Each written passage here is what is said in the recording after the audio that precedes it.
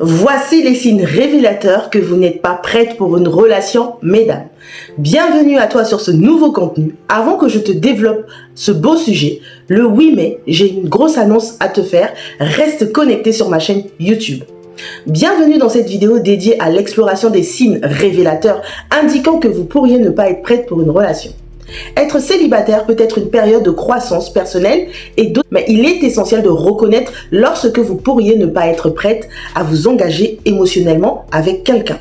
Dans ce contenu, nous examinerons de près 10 signes qui pourraient indiquer que vous n'êtes pas encore prête pour une relation. Prête à explorer ces signes et à mieux comprendre votre propre état émotionnel? Commençons. Le premier signe, c'est la peur de l'engagement. Vous ressentez une anxiété intense à l'idée de vous engager émotionnellement avec quelqu'un, ce qui peut se manifester par des comportements d'évitement ou de retrait. Ensuite, il y a le besoin constant de validation.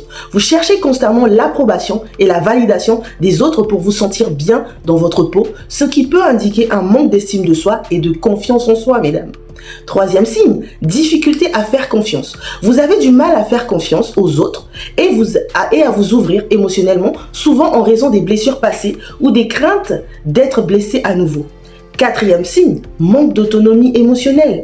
Vous dépendez trop des autres pour votre bonheur et votre bien-être émotionnel, ce qui peut vous rendre vulnérable aux fluctuations des relations. Et il y a ce cinquième signe qui revient beaucoup dans tout type de relation, la dépendance affective. Vous avez du mal à être seul et vous recherchez constamment une relation pour combler un vide émotionnel, ce qui peut conduire à des comportements de fixation ou de fusion. Sixième signe, incapacité à communiquer ses besoins. Vous avez du mal à exprimer vos besoins et vos désirs de manière claire et assertive, ce qui peut entraîner des frustrations et des ressentiments dans les relations. Le septième, recherche de perfection. Vous avez des attentes irréalistes envers les autres et vous-même, cherchant constamment la perfection dans les relations, ce qui peut conduire à une insatisfaction chronique. Huitième, évitement des conflits. Vous fuyez les confrontations et les désaccords dans les relations, préférant éviter les conflits, même si cela signifie compromettre vos propres besoins et désirs. Neuvièmement, priorisation de la carrière ou des loisirs. Vous mettez souvent votre carrière ou vos loisirs en avant, vos relations utilisant ces domaines comme moyen de vous échapper ou de vous sentir accompli sans investir émotionnellement dans une relation. Le dixième signe, constante avec les autres relations. Vous comparez constamment vos relations passées ou présentes avec celles des autres, ce qui peut créer un sentiment d'insatisfaction et d'inadéquation dans vos propres expériences relationnelles. En conclusion, nous avons passé en revue 10 signes révélateurs qui pourraient vous indiquer que vous n'êtes pas prête encore pour une relation. Il est important de reconnaître et de respecter votre propre état émotionnel, même si cela signifie de prendre du temps pour vous-même avant de vous engager dans une relation.